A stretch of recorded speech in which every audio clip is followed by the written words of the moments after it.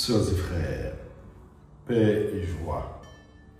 Le fond de la liturgie de ce 28e dimanche nous présente un Dieu d'amour et de fidélité qui lève le voile sur l'universalité de son plan de salut pour l'humanité à travers l'histoire de Naaman le Syrien et la péricope des 10 lépreux.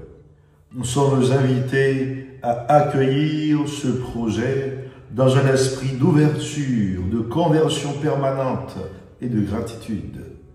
Nous sommes exhortés à nous engager pour combattre aujourd'hui et demain toutes sortes de lèpres qui rongent notre monde.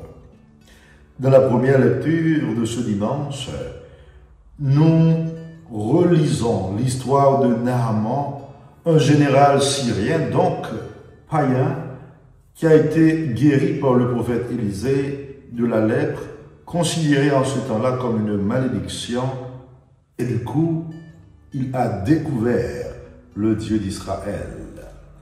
Désormais, je le sais, il n'y a pas d'autre Dieu sur toute la terre que celui d'Israël. Ces paroles de Naaman constituent une sorte de profession de foi. C'est expressément une action de grâce. La voix de Naaman fait écho au psaume 97, entre parenthèses 98, que nous méditons aujourd'hui, dans lequel il est question de l'amour de Dieu pour Israël et pour les païens, donc ceux qui sont aussi appelés les nations. Et nous citons: le Seigneur a fait connaître sa victoire et révéler sa justice aux nations.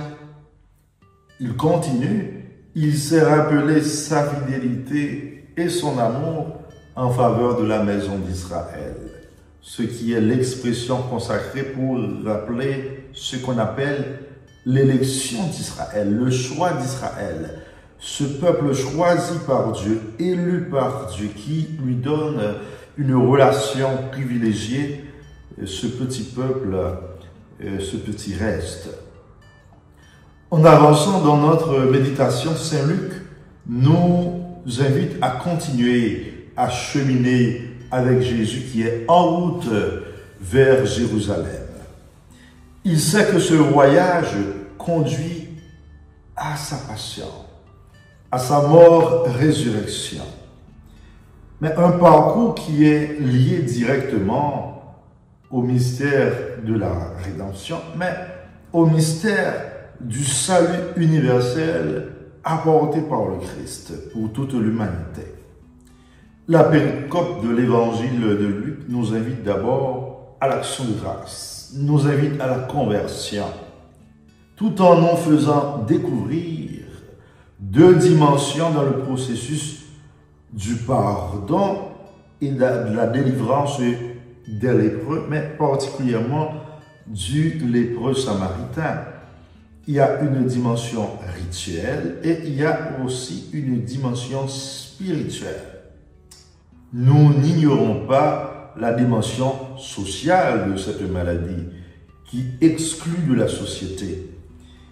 Et ce qui nous permet de faire cette analogie pour nous, chrétiens d'aujourd'hui, hommes et femmes de bonne volonté, chercheurs de Dieu. Quand nous sommes marqués par la lèpre du péché, nous sommes comme ces 10, loin de Jésus, loin de Dieu. Cela ne nous empêche pas d'expérimenter son amour, d'expérimenter sa miséricorde, quand nous le reconnaissons comme maître de notre vie.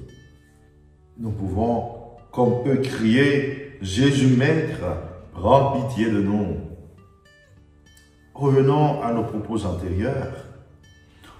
On peut donc ainsi rapprocher l'attitude de Jésus à ce cri des lépreux à l'épisode du prophète Élie envers Naaman le Syrien dans la première lecture.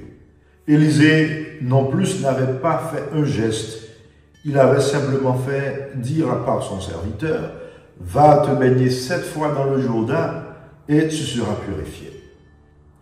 Dans les deux cas, effectivement, l'obéissance à la parole de Dieu, l'obéissance à l'ordre reçu apporte aux lépreux la guérison. Dans l'épisode de l'Évangile, ces lépreux se mettent en marche pour aller à la rencontre des prêtres. Et c'est en marchant dans la confiance qu'ils voient leur lèpre disparaître. Selon la tradition, il s'agissait de 9 lépreux juifs et un lépreux samaritain, donc un hérétique, celui qui est retourné. Bien, ce dernier vient en action de grâce, accomplissant un signe d'abandon total, en se prosternant pour rencontrer le Messie qu'il reconnaît en Jésus. Implicitement, il vient également de reconnaître que pour rendre véritablement gloire à Dieu, ce n'est plus vers le temple de Jérusalem qu'il faut se tourner, mais vers Jésus lui-même. En faisant demi-tour, il est retourné sur ses pas. C'est précisément le sens du mot conversion. Et Jésus reconnaît publiquement cette conversion du Samaritain en accomplissant cette dimension spirituelle, alors qu'ils étaient en route pour la dimension rituelle. Relève-toi, ta foi t'a sauvé. Sœurs et frères, l'expérience de Naaman le Syrien peut nous aider à découvrir, à être plus conscients des lèpres dans nos vies et dans nos sociétés. Des structures de péché qui nous coupent de Dieu, qui nous coupent de son amour universel et gratuit. Alors que nous méprisons les chemins de conversion qui nous sont proposés, les jugeant trop simples ou trop compliqués. Les plus grandes lèpres de notre monde aujourd'hui sont la guerre, la violence, les conflits armés, les abus de toutes sortes, la question des migrants qui augmentent les souffrances de toutes sortes, qui augmentent les écarts, qui touchent au bien-être de l'homme, à sa dignité d'enfant et de créature de Dieu. Nous avons donc le devoir de proposer au monde d'aujourd'hui un chemin de paix. Nous devons accomplir ce devoir de transmission d'une culture de dialogue, de promotion d'une culture de rencontre et de non-violence. Il nous faut, comme le disent les consacrés réunis à Rome en octobre 2025, donc en ces jours pour le jubilé de la vie consacrée, il nous faut un écosystème de paix qui passe par une culture de la rencontre. Prions, sœurs et frères, pour l'éradication de toutes les formes de lèpre qui rongent nos vies, qui rongent nos sociétés. Et prions aussi pour la réintégration de tous les humains dans le plan universel de salut de Dieu pour toute l'humanité, pour que nous puissions avoir un monde renouvelé qui accueille la paix de Jésus, ce don spirituel qui requiert les mains ouvertes, le cœur ouvert pour un dialogue sincère et le courage de l'action. Amen.